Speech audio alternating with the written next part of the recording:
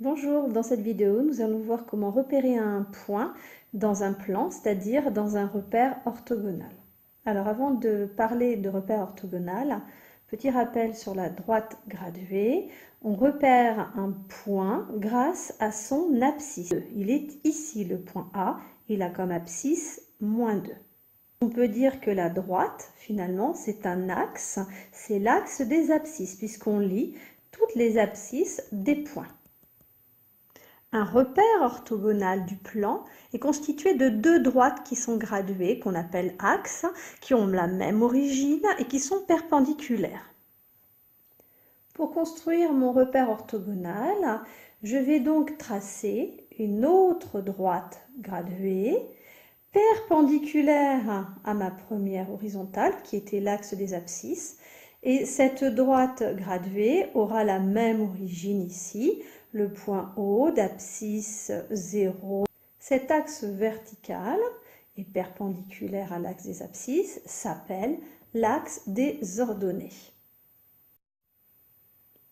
Tout à l'heure, le point A était sur l'axe des abscisses.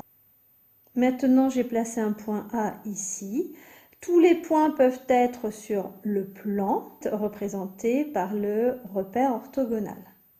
Donc, pour repérer un point dans un repère orthogonal, on doit donner ses coordonnées. Et les coordonnées sont représentées par un couplet de nombres relatifs.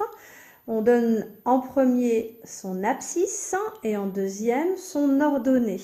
Donc ici, pour le point A, je lirai son abscisse sur l'axe des abscisses en partant de la croix du point A, de la croix, et en allant vers l'axe des abscisses en me dirigeant perpendiculairement à cet axe. Et pour trouver son ordonnée, même chose, je pars du point A et je me déplace vers l'axe des ordonnées et je pourrai lire son ordonnée. L'abscisse du point A est 3 et l'ordonnée est 2.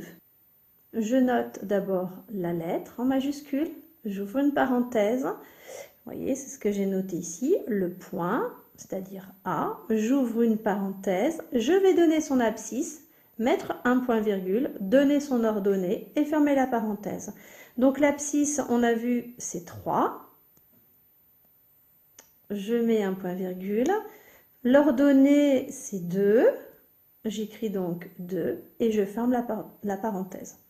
Vous voyez, les coordonnées du point A sont le couple de relatifs 3 et 2. Je vais placer à présent un point B. Je cherche tout d'abord son abscisse en rejoignant l'axe des abscisses. Je cherche ensuite son ordonnée. Eh bien, je me déplace de manière perpendiculaire à l'axe des ordonnées ou parallèlement à l'axe des abscisses. Bref, l'abscisse c'est -2. Et l'ordonnée, c'est 1. Je vais donc écrire B a pour coordonnées -2, point virgule, 1. -2 est l'abscisse, 1 est l'ordonnée. Je recherche à présent les coordonnées du point C. Je vais d'abord rechercher son abscisse en allant vers l'axe des abscisses. Voilà, alors ici, on est à peu près à la moitié de cet intervalle entre -3 et -2. Donc, on va dire que l'abscisse est pile au milieu. Ça nous donne une abscisse de -2,5. Donc, je peux déjà écrire, tiens, c'est, parenthèse, -2,5, point virgule. Et il faut que je trouve à présent son ordonnée. Pour trouver l'ordonnée, je vais aller rechercher sur l'axe des ordonnées. Donc, des petits pointillés jusqu'à l'axe des ordonnées. Et je lis son ordonnée qui est ici dans les négatifs également, comme pour l'abscisse. Et je suis entre -1 et -2, on va dire pile au milieu. Donc, ça donne -1,5. Et je note son ordonnée qui est -1,5. Et je n'oublie pas de refermer la parenthèse. Vous avez ici les coordonnées de 3 points. les points A, B et C. Donc on fait très attention, on écrit la lettre en majuscule, on ouvre une parenthèse, on ne met rien entre la lettre et la parenthèse. On écrit ensuite l'abscisse en premier, puis un point virgule et l'ordonnée en deuxième. Et je ferme la parenthèse. Je veux à présent placer dans mon repère orthogonal le point D de coordonnées 2,5 moins 3. C'est-à-dire que l'abscisse est 2,5. Je viens donc sur mon axe des abscisses repérer le point 2,5. L'abscisse 2,5 est entre 2 et 3, se trouve donc ici.